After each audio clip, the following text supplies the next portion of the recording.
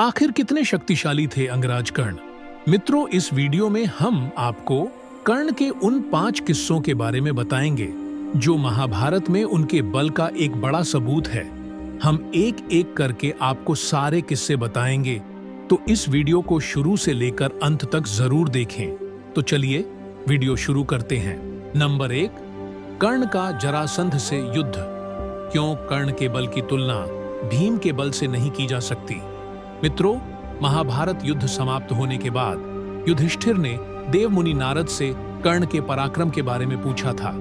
तब नारद मुनि ने युधिष्ठिर को कर्ण और जरासंध के बीच हुए युद्ध के बारे में बताया था, क्योंकि युधिष्ठिर को पता था कि जरासंध को भीम ने भी हराया था और भीम को जरासंध को हराने में 14 दिन और उसके साथ श्री कृष्ण की सहायता भी लगी थी।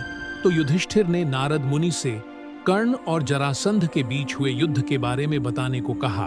युधिष्ठिर की चाहत देखकर नारद मुनि ने युधिष्ठिर को बताया कि जब जरासंध को पता चला कि उसके अधीन हुआ अंगराज्य उस महान योद्धा को दिया गया है, जिसने चित्रांगद स्वयंवर में उसके साथ साथ कई अन्य योद्धाओं को परास्त किया था, जरासंध यह देखकर हैरान हुआ कि यह कैसे संभव है कि एक सूत पुत्र इतना बलशाली हो सकता है।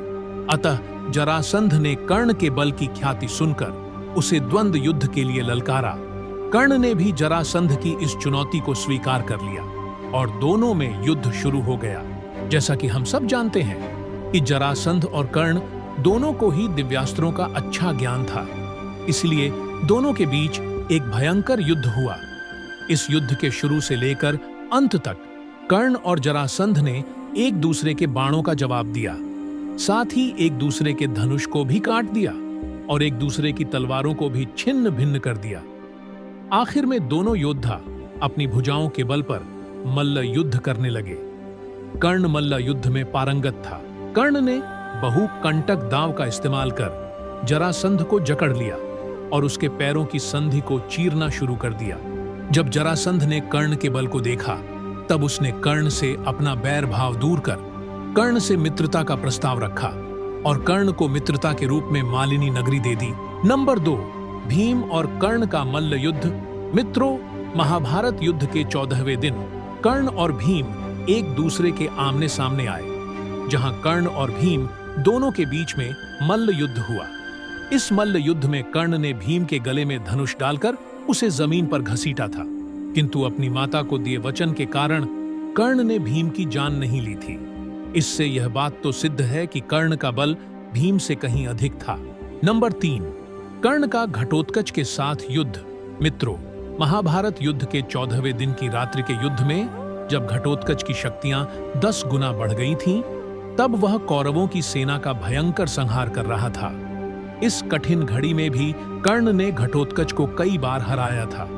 एक बार तो घटोत्कच ने कर्ण पर महादेव के अंशावतार रुद्र की बनाई हुई अक्षौहिणी शक्ति चलाई थी, किंतु कर्ण का बल इतना अधिक था कि रुद्र की अक्षौहिणी शक्ति को कर्ण ने केवल अपने एक हाथ से न सिर्फ पकड़ लिया था, बल्कि उसे वापस घटोत्कच के ऊपर ही चला दिया था।